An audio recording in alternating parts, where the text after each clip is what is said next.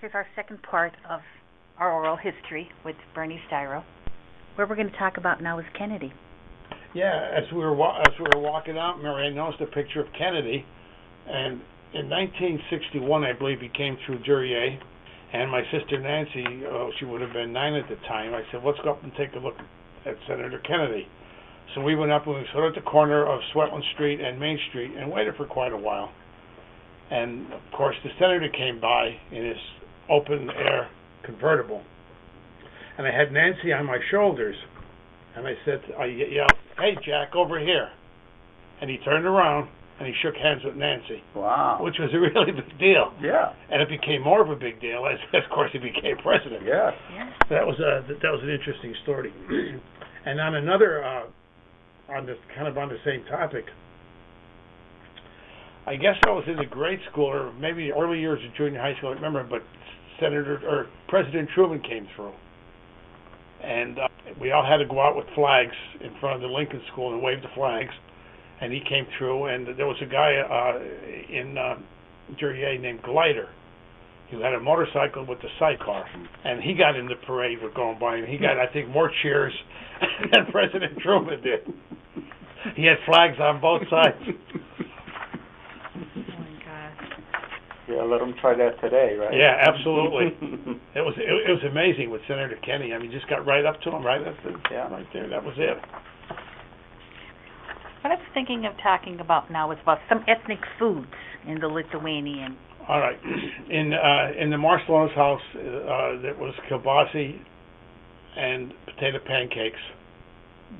They call them blinis in Lithuania, and also a thing called koshi. It was like a baked potato pancake, is what it was. And we had potato pancakes every Friday. Of course, you couldn't eat meat in a Catholic household. And on my father's side, the big thing I remember is the pierogies, fried in butter with onions, and on Easter with the bread and honey. They didn't have butter; they used honey in it. And they were both, as I said, from Czechoslovakia, Austria-Hungary type area. It's hard to pinpoint the area because the borders changed constantly on that. My grandmother was an excellent cook. She cooked chicken noodle soup. Piggies were good. My wife still uses her recipe for piggies. The secret is ketchup. You got to put ketchup in there. That's what she always does. And of course, coming from an Irish background, she never had any of this stuff. Yeah. Her life revolved around corned beef and cabbage. Yeah. Sure. Now, we want to talk a little bit about the schools. Now, you did talk about the Washington grade school. Yes. Okay, and then the Lincoln Junior High. Yes. Yeah. Where was the Pershing School? Pershing School was right in back in school. We went there, or my high school teacher, my science teacher was Miss Granahan, and we learned the distance of one of the big things. I still remember the planets from the sun, Earth distance: Mercury, Venus, Earth, Mars, Jupiter, Saturn, Uranus, Neptune, Pluto. I've never used it since, but I know it.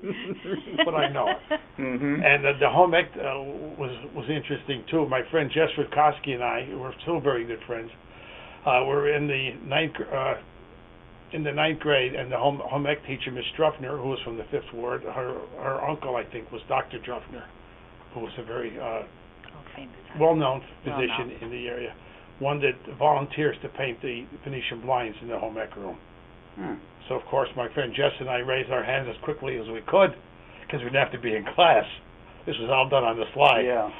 And we went over and we painted the Venetian blinds. I remember that vividly. I also remember the wood shop with Tom Grabowski. Another friend of mine made a baseball bat. It must have weighed 10 pounds. It was like an oak tree. And he was on that project for an entire semester, an entire market period, on the lathe. That was, and of course there was the music room with Professor Mustinsky. Duryea, back in the 1950s, 53, 54, had a band called the Duryea Teenagers. And that was a group of kids that were in high school, and Professor Charlie Mustinsky was in charge of them. And they eventually went on to Ted Mack Amateur Hour in New York, and they won the Ted Mack Amateur Hour. And they went back for the second time. There was a finals, quarterfinals, etc.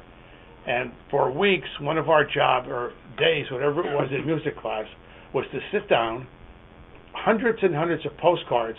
I vote for the Duryea Teenagers. I vote for the Duryea Teenagers. And hundreds and hundreds of postcards were mailed to the Ted Mack Amateur Hour. And that certainly helped push the that's a true story. Yeah, that's really nice. And to this very day, I like country music, old country music, and I got my love for it from Charlie Mustinsky in the music class. There are certain teachers, I think, you'll always remember them. Yeah. And then there was Professor Al Wyworski, who was a biology teacher, who was from Avoca too. He was a very influential teacher. I was looking through my high school yearbook with one of my kids, and on our school outing, this is back in 1958, we went to the Glenwood in Stroudsburg, and there's Professor Wyworski with a T-shirt on and a cigar playing the piano, and he said, "Who's that guy?" I said, "That's our teacher." Really? Yeah, he was a character. And I remember another incident in school, in phys ed class. Our phys ed classes were held outside because we had no gym. And one of my buddies said, "You smoked all the time in class." This is during class. Yeah. He'd be out in the field with the cigarette, smoking. Mr. Sullivan would say, "Chuck the weed, Phil. Chuck the weed." They'd put it out and put it back in his pocket. It's incredible. Like, you think, you can't smoke any place. Here you're smoking in school or during class. You're smoking everywhere. Yeah. What about the Little League sports? Were you in Little League sports? Yeah, I was in Little League. There were 4 teams back then, and I think it was 1951. The American Legion, the Vets, the Rec, Duryea Rec, and the VFW. I think we played each team. We played 18 games, I know that. And my last year, we were 18-0. We had two pitchers. Lenny Arbucheski pitched 9 games and won. Named Squawk pitched 9 games, and he won 9 games. Wow. So it was an undefeated season. Wow. That was a really big deal. And we had a banquet at the American Legion. As I said, we always went to the American Legion afterwards for the chaser or ginger ale soda. Yeah. In the basement. It was always in the basement because Yeah. you couldn't be in the bar room. What about your high school teams? High school sports in Duryea, a lot of the kids were in the band, and a lot of kids were in the sports. The football teams were Tom Kelly was a very, very successful football coach and basketball coach. The town spirit was phenomenal. The band would Charlie Mustinsky again and his band, the Majorettes, the cheerleaders. They would march from the junior high school up to the field, and then they would do their routines. And if the big rivalry was with Old Forge, and if you beat Old Forge, the band would march up to Old Forge through the streets of Old Forge. I can imagine what that was like. Wow. I remember tomatoes being thrown. This was a kid because talk about leading with your chin. Well, there's a good example of it. That was a big deal, though. And Old Forge was our biggest rivalry in football. Yeah. We always dreaded practices because you couldn't start till August 15th. It was hot, and people were just not used to being without water. And the games, we were in the Lackawanna League, which Duryea played the Scranton schools. Yeah. Scranton, Central, Tech, Dunmore. They were a lot bigger. And Duryea, over the years, had a very good record against those teams. And in basketball, the same thing. Duryea did very well playing against the local teams, the Jenkins, Hughestown, and then we moved into the Lackawanna League. going to the games by bus sometimes, and Coach Kelly drove the bus. If you're in the Hoosiers, Yeah. well, we got the bus driver and the coach, and we'd all meet at Marchman's gas station. And the football thing, a very, very interesting story about the Duryea football. It was in the basement of the high school, which was the boiler room. Yeah. So our locker room consisted of a couple 2x4s with hooks and benches and the coal bin. That was it. And then there were 2 showers. And I remember Ronnie Coase, who was, I said, a fantastic football player. He went to the University of North Carolina, played professionally. And I was like, he'd have 1 shower, and the 35 other guys had 1 shower. He was a fantastic guy. I was friends with him. He passed away just this past year. And then, of course, the steps were going up to the field, and at an Old Forge game, there could be 2,000 people. Yeah. And the rivalry, it was a town event. Yeah. It's just like you see in the movies, where the town turns out. Like I always remind me of what it must be like in Texas. Yeah. At this time, because with those big schools and the rivalries, and of course, over the years it just dwindled, and the people moved away, and people didn't have the affinity for the town or the schools that they had back then. It was a big deal. Sure was. What about the amateur teams that you have written here? Well, there were the football teams going back into the 20s and the 30s, and baseball was kind of a carryover sport. People played. My dad played baseball into the early 50s, well past his prime, and he played with the Duryea Gamma Club. And it's called the Twilight League. They played, and there was the Suburban League, and baseball was a big deal. And people would go to games on Sundays in shirt and ties, just like you see in the movies or on the tapes of the major league games. Yeah. Duryea basketball teams. We never had a gym, so we never could practice in our regular high school gym. So they came up with the idea before I was in high school. They practiced in St. Mary's in the Junction. And then eventually the Sacred Heart became our practice facility in the Sacred Heart Hall. They built baskets, one on the wall and a basket on the stage, which was kind of removable. You could push it. And in the back of the baskets were the pictures that they would use for vaudeville routines, the backdrops for scenery. Yeah. And that's, of course, we never had showers or anything like that. Yeah. You dressed up on the stage and you played. Now there was the Holy Rosary team. Was that? The Holy Rosary team was a very popular baseball team. They played in across the river, not where the football team played, or what was called Legion Park, but maybe another couple hundred, 300 or 400 yards toward Pittston was another field. We have a picture of that, and I keep referring to the Duryea website. We have a picture of that. And that's where they played. And my dad, I remember going there with him. He was a coal miner. He quit school in the 6th grade, I think, and went to work wherever he worked at 6th grade. So that was a big deal that he never finished high school.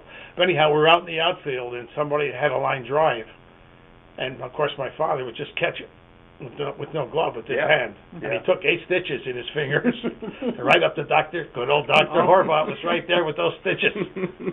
I still remember that. What's he doing, you know? You didn't have to make an appointment; just went up to Dr. Horvath there. Yeah, absolutely. Not like today. He got married, and his wife, she was his nurse, and then they moved eventually across from the VFW. What about the Clem's Eagles? Clem's Eagles was sponsored by Clem's Bar. That was the Reshefis on Foot Avenue. They were a lot of the high school players played on Clem's Eagles. These guys were really, really talented. I remember Billy Williams, Jerry Hudick, guys that went and they got tryouts with the professional teams.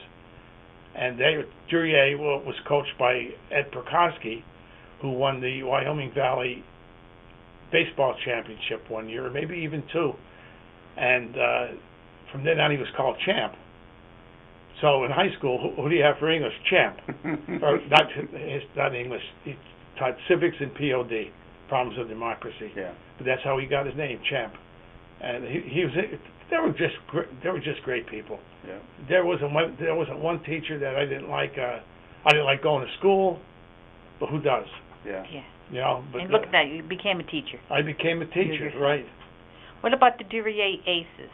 That's kind of a phantom team in my mind. I don't know much about the Duryea Aces, but I know they were on a par with Clem's Eagles. Some of the people I've talked to over the years have mentioned the Duryea Aces to me, and I can't get any information on them. I don't know why. Basketball started, I think, around 1950 or 51 because it was discontinued. Back in the early days, in the 20s and 30s, Al Wyworski was the coach, and he was also a player with Ed Prokosky. Yeah. Back then, if you were a teacher, you most likely came from Duryea or the Fifth Ward in the Boca. And the Board of Education had a rule where you had to live in town. What about the St. Joseph's Holy Name? That was on a par with the Holy Rosary. It didn't have the scope because it was a much smaller parish, but they were competitive, and there was a big rivalry between the two teams. They both played across the river or over the bridge, whatever you want to call it. Yeah. It was nothing more than a calm dump that was leveled out and Yeah. screened.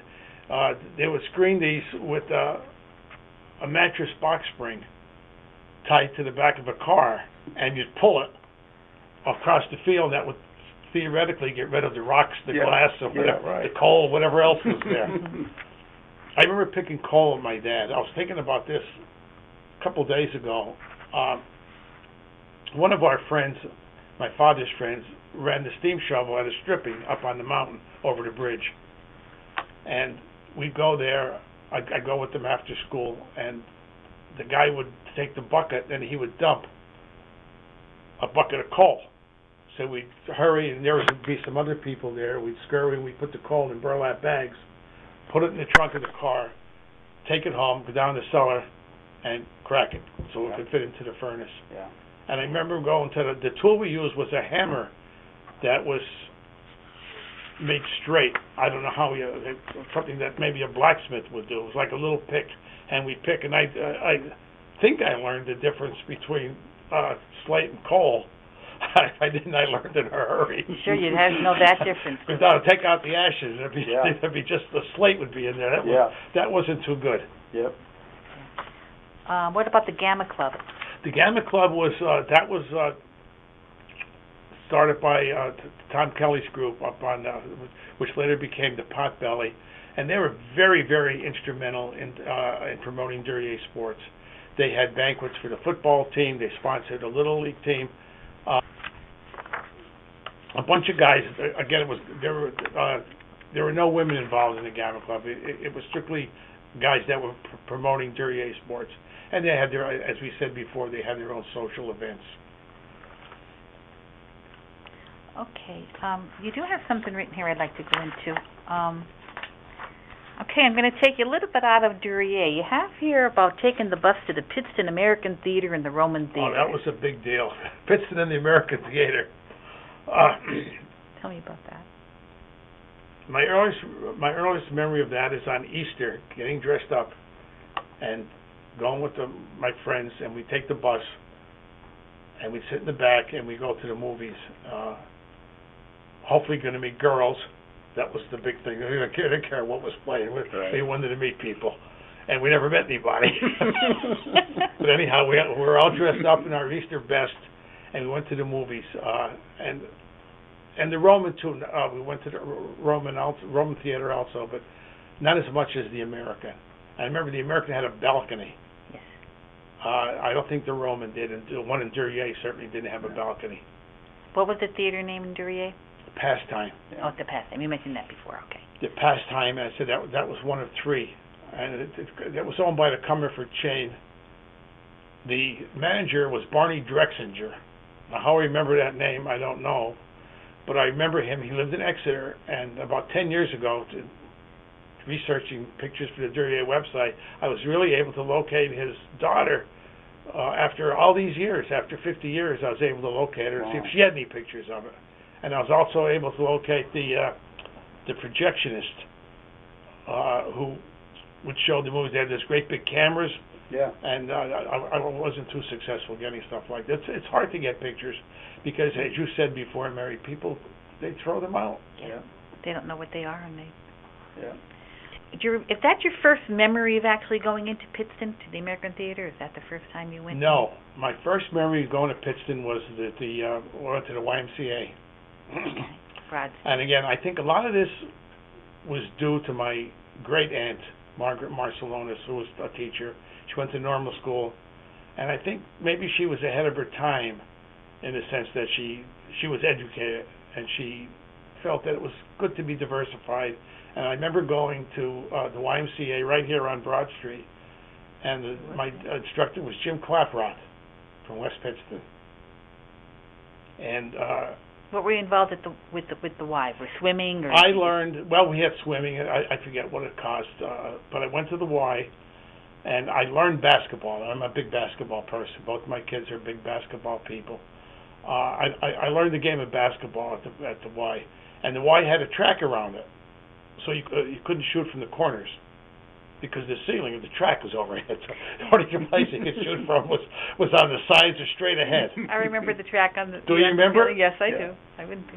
And there was a fire pole going up from that court to the cage up on top, and there were steps there. That was always interesting. How you could run around the track and be sideways and not fall, like when it's slanted. I don't know if I'm making myself clear. But that was, yeah. And how did I get there? Sometimes I took the bus. Sometimes I hitchhiked.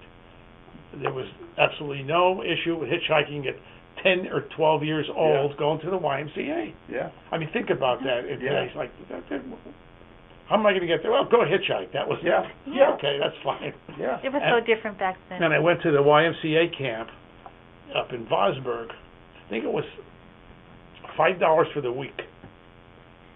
So, okay, you have here the bonfires and pep rallies. I guess were held after the. No, they were held before the games. They were before the game. They were held right by the high school. In fact, some of the pictures on our website show the kids and that Duryea sweet shop. I think a lot of those pictures were taken after the bonfires. The bonfires were by the field, and I don't know.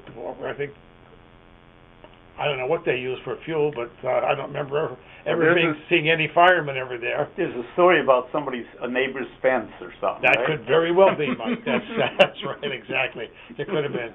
And they would go, the cheerleaders would be there, and the band would be there. It's something that I don't know if they still have them today, but they were big. I would go up to that football field when I would walk up maybe when I was 6 or 7 or 8 years old. I mean, it was that's what you did. My mother was very much into sports. My father was a baseball person. My grandfather played baseball and played basketball. That's how I first met Mike. I had a picture of my grandfather in 1916, and I was playing around with the internet, and I saw Mike's website, and I called him up. It was 10:15 at night. And I said, Mike, I have this picture of my grandfather. Could you put it on? He said, absolutely, and that's how we started the website. That's which will become historical X number of years from now. Yeah, sometime down the line. It was ahead of its time. Before we talk about the website, I'd like to ask you a little bit about what you have here about the Armistice Day dismissal at 11. Yeah. And the Goodson military funeral? Guyson, yeah. Right? In grade school, talking 48, we still celebrate Armistice Day now. Yeah. But then it was a much bigger deal, and we had the poppies. We talked about it in school. I still remember a lot of veterans walking through town on the streets from the mustard gas with the stuff that was on their face, the scars from the mustard gas. And at 11 o'clock on November 11th, we were dismissed from school, and a complete silence. Yeah. You had to leave the school building, march out, in complete silence, and you went home. And that was something that I remember very vividly. And my good friend, Lenny Arbucheski, played the trumpet, and he played it at a lot of military funerals. Don't forget, back in the early 50s, a lot of veterans were being buried, and he played taps at them. He got paid by the American Legion of Vets. I forget what he got, a couple dollars for each one. I know when we talked about the saloons, you didn't mention about the live music that was in the saloons. Live music was at the Vets, the American Legion, the Black Hawk. Accordions were popular, but they had regular dance bands. It was a big deal to have live music, and they were competing with each other. I know Henry Lee had a band. He was the music teacher for Northeast at one time. Is that correct, Mike? Yeah, I think so. Was he ever the band director at Northeast? Not that I can remember. No. No. He owned the cinema club, right? Yeah. Yeah. Speaking of accordions, in the early 60s, we would go with a friend of mine who was a great pool player. Charles Tchaikovsky was a fantastic pool player. And we would go to the different towns. And if you want to use the word hustle, I don't know. But we had with us an accordion player, an Irish tenor, Skidgy Moran, sang, and I would take care of the bets, the money. And we would go to Avoca, we'd go to Manuka, and it's just like you see in the movie with Jackie Gleason. There was the hustle, the whole thing. It was fantastic. Skidgy would play, not Skidgy, the accordion player, Johnny Pukayashu was his name, would play, and Skidgy would sing, when Irish eyes are smiling. Everybody would be drinking, have a great time. We had a party for one of my kids when he graduated from high school. We had it in Duryea, and wanted to have live music. So I hired Johnny Pukayashu. And I said, Johnny, I want to have music, and I want to have it for 4 or 6 hours. Or maybe it was my sister's wedding. I forget, whatever, it doesn't make any difference. I said, I'm going to pay you $50 to come for the 5 hours, but it's very important that you show up on time. He said, for $50, I'll bring the drummer. So he came to tune up. Nice. I think it was held at St. Joseph's basement, in the basement. And, speaking of St. Joseph's, Duryea had a tennis court at one time, which the Duryea Tennis Club. Wow. Back in the 1920s. It was right next to what was the Duryea Directory. There was a big empty field, and at one time was a tennis club. Wow. Complete with a fence in the back. I never knew what that big high fence was there. It was like the Green Monster in Fenway Park.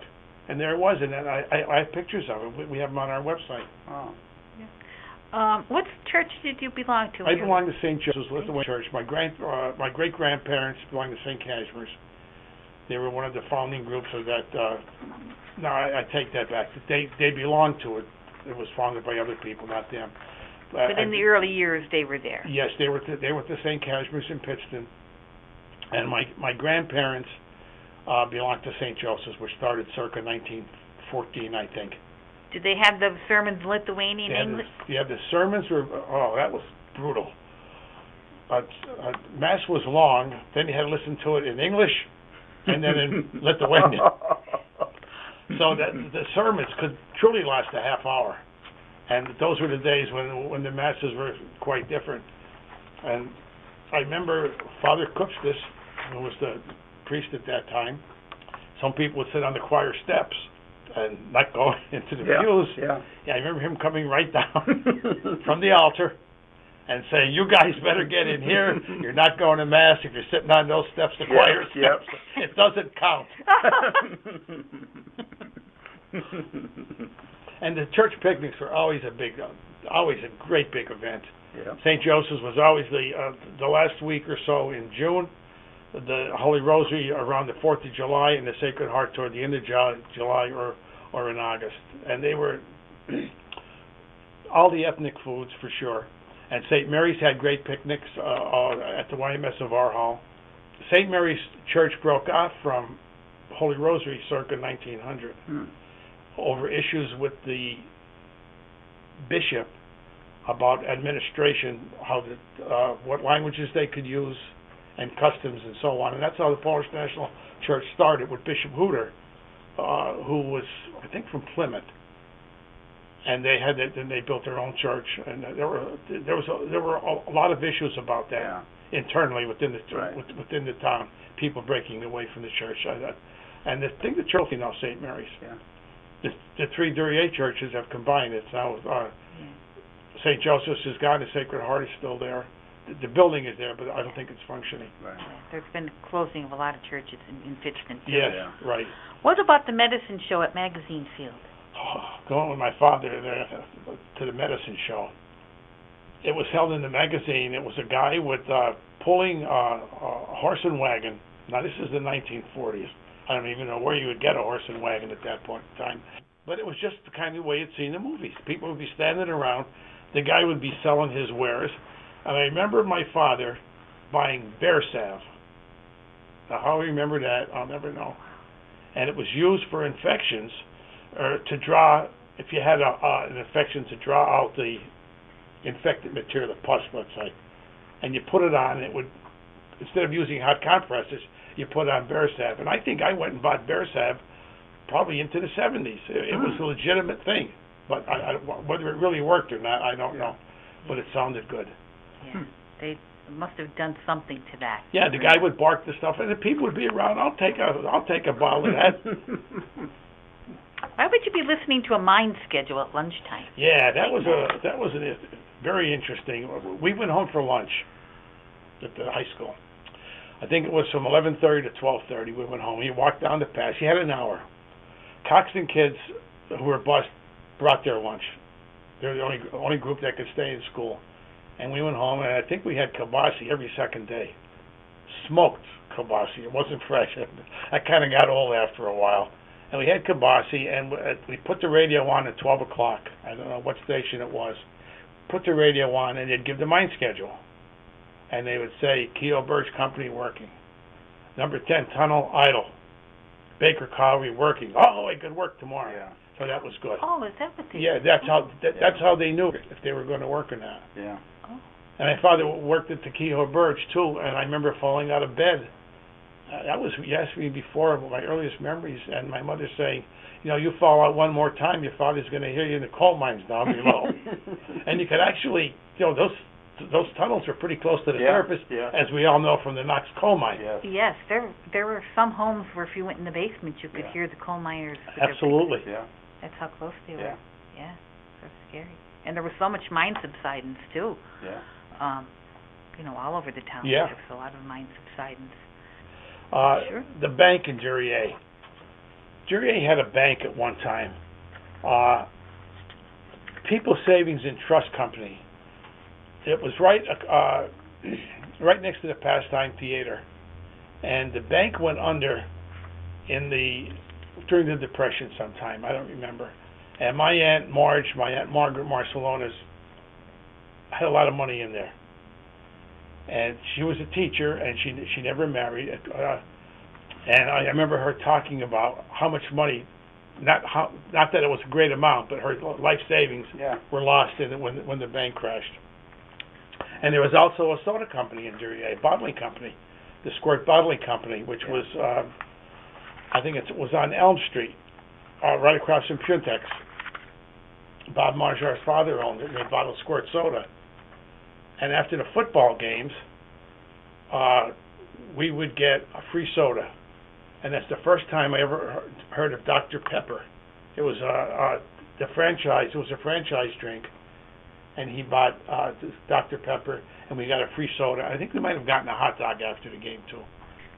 What about the Duryea Recreation and Bowling? Where was that located? That was right across from the American Legion. It was Ostrowski's Hall at one time. Duryea basketball team and the amateur teams played there in the 1915, 1916, into the 1940s. It was called the Ostrowski's Hall. It was also a movie at one time.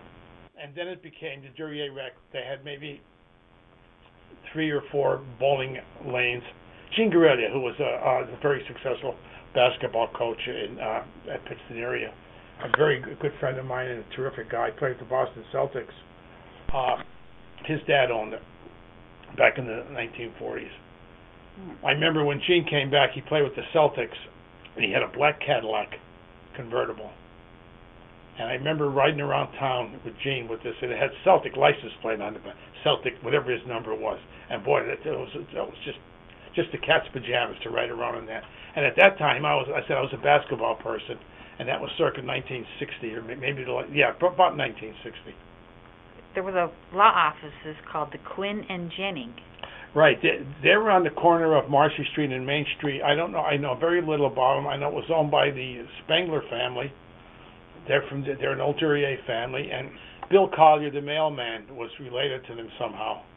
He was our local mailman. That's all I can remember about it. In terms of the offices, I don't know much about it. And Bill DiGilio, who was a lawyer into probably the 70s or 80s in Duryea, was a very well-known attorney. What about Lena's Beauty? That was right next to Dr. Everett's office over the VFW building. And there was a jeweler right next to, between U-Haus to VFW. There's a little jeweler shop owned by the Grosses. Yeah. I was never in there. Yeah. There were a lot of little shops on Main Street. Sure. Do you remember Joyce's Candy Store? I remember it well, because my aunt lived right down on Chittenden Street, and this was right on the corner of Main Street at, Mike, any idea the name? It starts with the W, I think. And there's another one, Naylor's Candy Store. Naylor's Candy Store was a regular candy store that sold candy, but I think before that there was a Sweetheart Candy Company. Yes, they started in Duryea, and they were right next to right across from the convenience store. And I remember tracking down Louis just yesterday. It was only 10 years ago, but see if he had any pictures when they were in Duryea, and they eventually moved up to Foote Avenue. Yeah. In Old Forge, in that general area. Okay, what about the Klein and Rapp clothing? That was part of that Kalanchik's building, that Kalanchik's block, as we call it. You had Woznierevich's sweet shop on the corner, and then you had Klein and Rapp. It was kind of like a men's department store. And then you had Kalanchik's furniture store, and then Fadala's, and then Kenny's. You know, it's amazing. I drove through Duryea today, and I never get tired of it. I could go up and down those streets every single day. Today I think, I'll leave an hour early and I'll do it, but I did it and I still didn't have enough time. Yeah. I got here at 12 o'clock. It's fascinating to me because I know the people and I know, you know. And you know where every little thing was there. That's in your memory. Even though they're gone, you know exactly where they were. And I have access to a page subscription service called newspapers.com, which I can pull up the Pittston Gazette. And I read these stories about Duryea and Pittston, going to the fires, the murders, the sports. It's overwhelming. If I spend this much time on history class, I would have gotten a better grade than I'm doing now. How about the farm stand? There was a farm stand. I think it might have opened by it was either run by the Creamards or the Martinellis. Oh, on Foote Avenue. No? I think it's the family, but that was right across from Naylor's garage. Oh, okay. There was a little farm stand there. There were maybe 3 Italian families that lived there. I think Merle might have been one. I'm really not sure of the names, but it was just a little small farm stand, and I think the stuff was brought down from the Creamards and Martinellis that were up on Phoenix Street in that area. Yeah. The Barbers in Duryea. That's what I was going to say. Oh, yeah. Jimmy the Barber, Adam. That's what I was going to go for. This is what they were called. There was Jimmy the Barber, Adam the Barber, Harry the Barber, and Bud Carey. Bud Carey never got the title of Barber for some reason. I don't know why. Who's cutting your hair today? Harry the Barber. Joe, where are you going? It's Bud Carey's. That's the way it was. Haircuts were 50 cents. Oh, my gosh. 50 cents for a haircut. Yeah. And I think if you went during the week, it might have been 35. It was 50 cents on Saturday because that's when the guys who worked in the mines were getting their haircut. Yeah. And during the early days of the Little League, Adam the Barber, Standorowski, would give a free haircut to anybody that got a home run. Oh. Yeah, so if you got a home run, you got a free haircut. Oh, he was located in the U-Haus building. such nice memories in there. Oh, they're great. What about the gas stations? Did you know the Shimley had the Richfield and the... Yeah, there were 3 major gas stations in Duryea. Jack Shimley owned the Richfield, which were great. Yeah. Machin's gas station was across was across from the high school. Leonard Machin owned it, and his mother was very, very good friends with my grandmother, Julia Marcellonis. And then down toward the end was owned by Joe Belaski, and I don't know who owned it before. And then it was Joan Hynoski's husband, Bob Hynoski owned. He was active in the Lions Club at one time. So there were 3 gas stations, and Machin's was great for tires. You get tires in there. There's service there. The guys had the hat on that said SO or Richfield uniforms, just like you see in the movies. You got the glasses. Sure. Yes, exactly. What about Naylor's Garage? Naylor's Garage sold, they did car repair work, but I think it was a car called a Hupmobile. Yeah. I got an email from someone recently. They wanted to know about the kind of car that Naylor's Garage sold. There were car dealers in Duryea, too.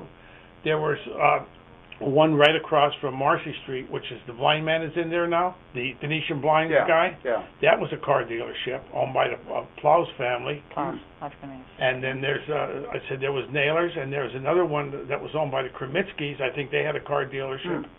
And there was one, there's a nursery school on South Main Street that was also became a roller rink. There had a roller rink too that we'd go to skating. It was about 20 feet by 20 feet. Yeah.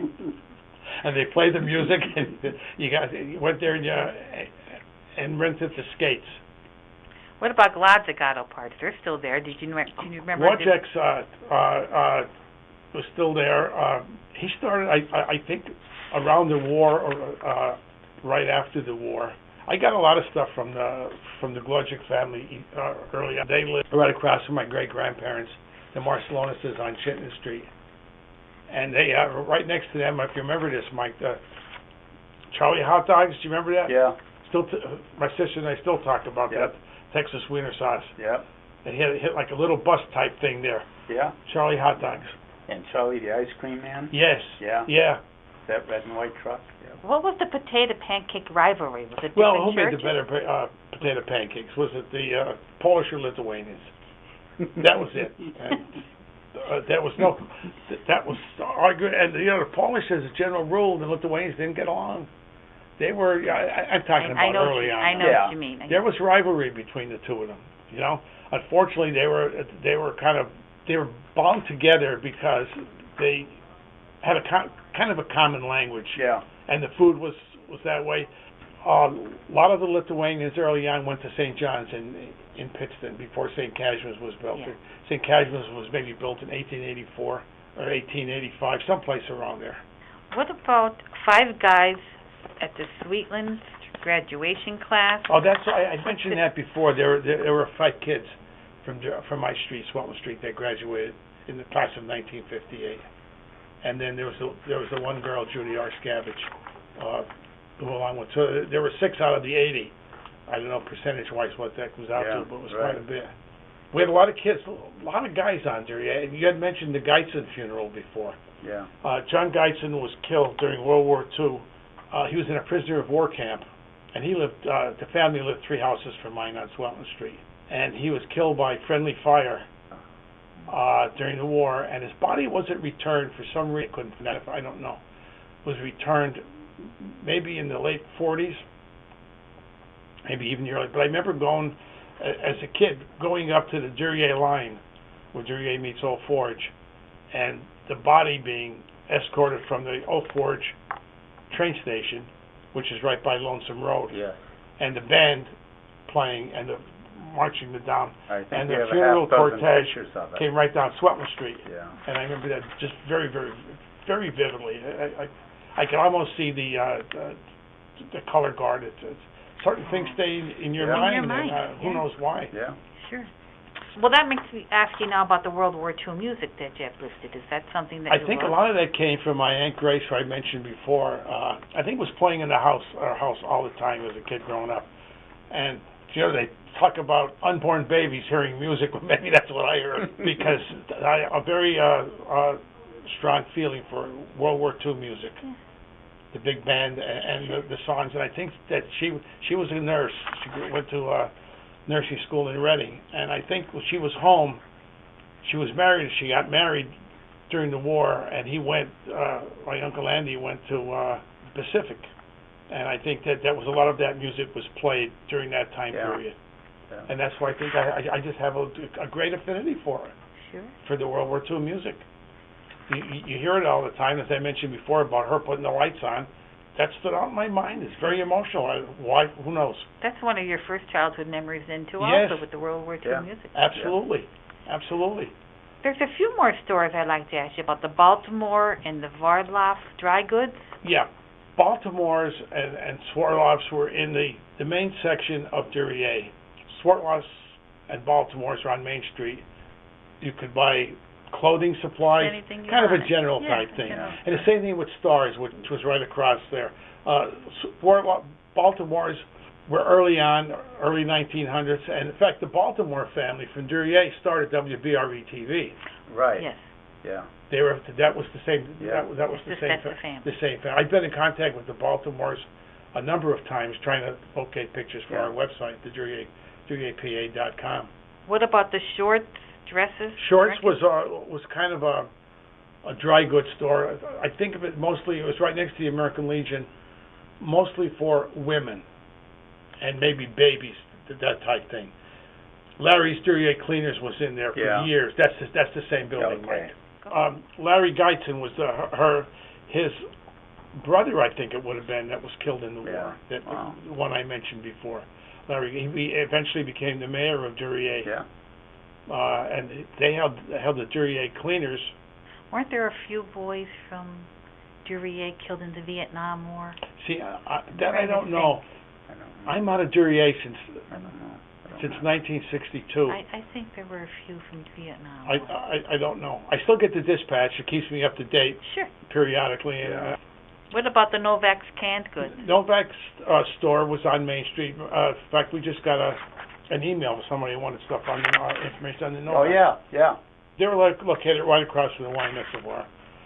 The Wine Reservoir had great picnics too. They were on Main Street. That's a group that belonged to St. Mary's Church. Yeah. In Day. What about the Tylosky and Pawlowski? Were they? Pulaski store became Tylosky's, and I think we Okay. had mentioned that. Ivan Tylosky, Mike had mentioned just a few minutes ago, was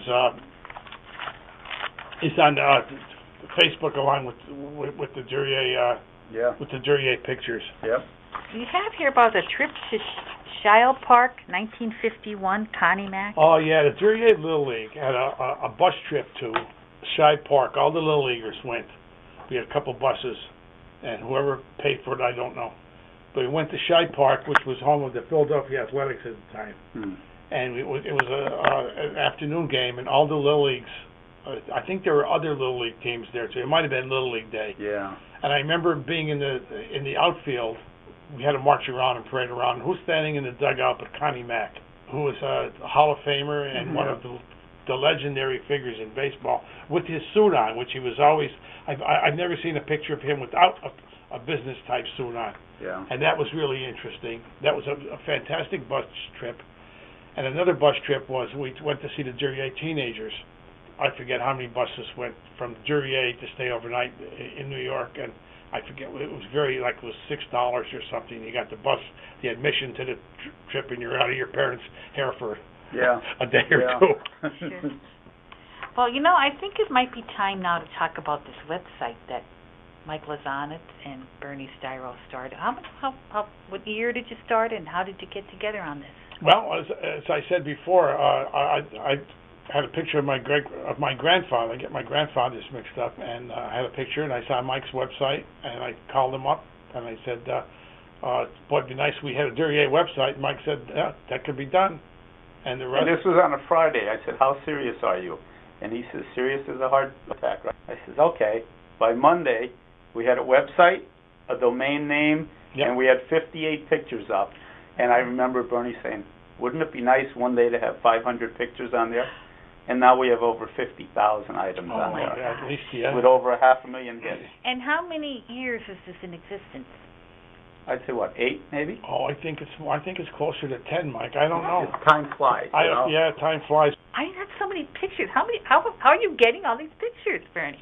I was born in Duryea, obviously, and I said my family's been around a long time, the Marcelloneses. I knew a lot of people. I knew a lot of names through my relatives, and you just beat the bushes and you make phone calls, and I enjoy doing it. I love doing it, getting the pictures, and there are still tens of thousands of pictures out there that we don't have. I wish people would be more cooperative and share their pictures. And all we do is copy them and send them back. I've driven hours and hours to get pictures. I'm still working on pictures. They're getting harder and harder to get. But the people were very good. And again, unfortunately, a lot of the people that I knew have passed away. People in my own class, people in my friends' classes, friends of my mother's, friends of my grandmother's. They're gone. And the pictures go with them. Yeah, I started to go under the website. I was interested in it, and it's really fascinating how many pictures are on there. Mike, I'll tell you, Mike did a yeoman's job with this. He's brilliant with computers, I know. Oh, absolutely. Before Bernie said something about, before we got into the website together, he was like computer illiterate, and now, I mean, he knows about scanning and he knows about email and this stuff. I know a little bit more. And that's how I was before I got into the website. I knew next to nothing about them, and I learned. So I muddled through it, and luckily I was able to learn what I had to learn. But it was really something. 2007. 8 years, that's all. It seems like it was longer than me. Well, it's interesting, and could you imagine now what you've done for future generations? I mean, if you didn't put this on this website now. That's what I told him the first time when we actually talked about it. I said, you have no idea the far-reaching effects of what you're doing. And I told him, I said, you'll see. And then what will happen is we'll have all these scanned, and then the next time there's a flood, or if there's ever a fire, and you walk into some house, and you say, here's all those pictures you gave us. And that happened, what was it, 2010, right? The flood, or 12, absolutely. Yeah. Absolutely. A lot of people were very happy to get copies of those pictures. Yeah. And it's the same old thing, Mike. It's not going to happen to me. But everything is preserved, and I think that's just wonderful for future generations. Yeah. I think it is too. Every town should have it. I mean, and like you said, your generation really enjoys it because they lived through that. Well, the newer generation, I think it's good for them to know who built Duryea and what it was like with those early pictures and how we got to be what we are today, So, and the different nationalities, the melting pot, all these towns, Pittston, every little town. And it's a melting pot of different nationalities. And basically, they're all the same. They're all these coal towns are the same. Yeah. They had the same problems, the same successes. Yep. I remember you had mentioned before about St. Joseph's Church. Being in church as a kid growing up, I always remember a lot of coughing going on, people coughing all the time.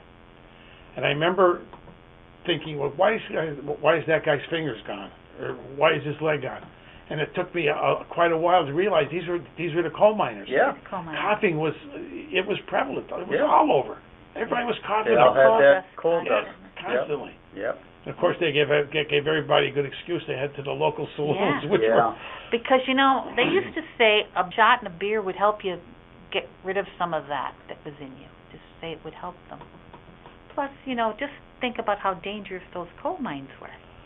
I mean, to go down those coal mines, they were taking their life in their hands every day. And I mean, nobody knew who was going to get hurt or who was going to die in the coal mines. Yeah. And, we have to really think about those miners as really they were really the basis for what we are today. Absolutely. Yeah. Hey, they made the country run. They made it possible for steel, with the coal. They needed that heat, and it could generate the better heat, especially the anthracite. Yeah. Yeah. Yeah. And then the railroads, to move all that steel or that coal to get it to New York and all these other places. So it helped promote that too. So what's in the future for your website? I mean, how far do you expect it to go, or how? Well, go ahead, Mike. We're kind of at an impasse, where until we can get more people to come up with more pictures, you're kind of at a standstill. But what we do is we still have it up there, and people still, we get emails, constantly. Yeah. Yep. They're enjoying it, and they Yeah. want to contribute, and they want Yeah. to. And I said, I've moved some of it over to Facebook now, just maybe to get that interest from the younger generations and stuff. But yet, like I told Bernie before off tape, that even some of the older generation are there, and they love being able to talk to the other guys their age, because they may not be able to be out, but this way they can connect, and they can post something, and 10 minutes later, one of their buddies is putting something on there, So it gives them that almost instant reaction, where with the website itself, they don't have that, So that, I'm hoping that's going to take off. We get a lot of action on that now, so. Tragically, the pictures are disappearing. Just as the people are. We're all getting older, all of us, and younger generations, I said, people have a tendency to get involved in their own lives. And as Mike said, we have 50,000 pictures, and it's probably maybe even a little bit more than that. Yes. And there's probably 50,000 out. People that moved the tens of thousands of people that went through Duryea and were here for a very short period of time and had pictures done. And contrary to what a lot of people think, there were a lot of pictures taken. People say, we didn't take pictures. Well, that's true in some cases, but a lot of pictures were taken, especially the portrait pictures, because they did the cabinet photos, and they were taken, and they were sent back to, quote, the old country to show how well they were doing in Duryea and Exeter and West Pittston and Walpolpin or whatever. Yeah. So there are tons of pictures. My sister found this album, and it has probably 30 pictures in there, and we were able to put two and two together and realize that these are my great-grandparents, my grandparents, my great-aunts. These are treasures that people don't know they have, and they don't make the effort to do it. Some of them, it's getting hard. Long story short, Mary, it's getting harder and harder to get pictures. And I tell people now all the time, I say, all right, you might have a picture where you were with some of your playmates back in the 50s or the 60s or whatever, right? And to you, it's no big deal. Well, maybe your playmates didn't have as much money, or maybe they didn't have a camera in the family, so never had pictures. Or, like in our situation, my parents lost everything in a fire. So the only I have about maybe 8 pictures of our family that are before the 60s, and only because aunts and uncles had them. Otherwise, we lost everything. So if you have that picture with you and maybe 2 of your playmates, okay, not only is that important to maybe the other 2, but suppose a neighbor's house was behind you, and now you put that on the internet, and one of your other neighbors says, oh my God, that's our house. We never had a picture of our house, right? Something like that. Or there's maybe breakers in the background, or the local school, or a business. Amy from the Historical Society asked me if we have any pictures of Barbara Ravage's store up on York Avenue in Duryea, because she knows the son, and he said, for all the years they had our store, we never had a picture taken of it, and there's one on your website. Unfortunately, it's too small. He wants to blow it up to like an 8x10 or so to put it in a frame and hang it. So I put a message on Facebook. I'm hoping somebody like in the York Avenue area, or maybe somebody even that moved away from there, might have one when that store was in the background of a picture, or just they decided to take a picture of the store. So you never know how your pictures that you take for granted every day can affect somebody else. There are a lot of, we get a lot of information and pictures in backgrounds. I tell people, you don't think I like it, but let me take a look at it, and if the picture's clear enough, it's incredible what you find in backgrounds and pictures. Well, I think what I'd like to end with, it's been a wonderful interview. You talked about your wife. You met her at Atlantic City. You're both school teachers, and you're living in New Jersey. And what about your children? You mentioned your children. I have 2 boys, Bernie and Kevin. Kevin lives in New York, Westchester County, and Bernie lives in the just side of Princeton. Okay, and where do they, where do they work? And Kevin works for the Federal Reserve Bank of New York. He graduated from a PhD from Harvard, and Bernie graduated from Princeton, and he works for a consulting company in New York. Well, what else would you like to tell us about Bernie before we finish your interview? About what, Mary? About anything. What else would you like to talk to us about in your interview? I can't tell you how much I enjoy working with Mike with this, and how much I enjoy doing what I'm doing. I do it practically 7 days a week. It's been a great, I'm going to be 75 years old. It's a great hobby for me, but it's more than a hobby. It's preserving what I think is really important. And it's important for people because they just don't know. They don't know they don't know where we came from, how we got here, what it took to get here. You can watch movies and you could see documentaries, but this is the real thing here in Duryea. People lived and died in those coal mines. Yep. And when I look at the different census records we have, and we have all of them, or I have access to them, like it seems 70% of the people worked in the coal mines. The rest worked in the railroad, and the rest were just day laborers. Yeah. You know, whatever that would mean. I think it's just great. This whole Duryea website, and the Greater Pittston Historical Society, and you guys that are in the trenches. It's nice for me. I'm out in Jersey, and I can do it over my computer. You guys are the ones that are doing the work, and on a daily basis, and I just think it's wonderful. Oh, I tell her all the time. Thank you very her much. oral histories. I listen to them. I said that one Ronnie Kalanchik, and she just did one now of a World War II vet that was in Pearl Harbor and Hiroshima 15 days after the bomb. And I told her, I said, she's just amazing when she does them. She draws a lot of things out too, you know. Yeah. Yep. Mary's a very good interviewer. I knew that when I talked to her on the phone. Because I said it's talk about something is one thing, but then to be prompted and to get the questions, that's great.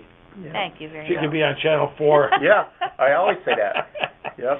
Well, I do want to thank you. Thank you for coming from New Jersey. My It was a pleasure, wonderful Mary. afternoon. Yep. Thanks, Mike, for being here. I wish wouldn't you have missed well. I wish you well with your website and with your health Thank and you. your happiness. And if you need any work done, give me a call on your genealogy. Yeah, he has connections with researchers even over in Lithuania. Oh, Yeah. I hired a researcher in Poland, Lithuania, and on my wife's side in Germany. And I got some just fantastic results. If you know the name of the town or the general area, what you can get, if the records, as Mike said, if they weren't destroyed during the wars, Yeah. I'm back to 1780s. No one has contacted me on the Marshall Lawrence Cabbage site. And we're all over there. I mean, we're all over the internet. And I have posted the record. A cousin of mine went to Pacchionis, where my maternal grandparents came from. And in the museum, we have all of our records are there, and we've never been contacted. Please die out. Yeah. sure. That's think of Duryea with the Marcies and the people that were the movers and the shakers. Yeah. The families they just die out. Yeah. It's the truth. Well, you guys are keeping them alive. Hopefully. You're keeping them Yeah. alive with your website. Well, listen, thank you once again. It's been a wonderful It's been afternoon. my pleasure, Mary. I really, really enjoyed it.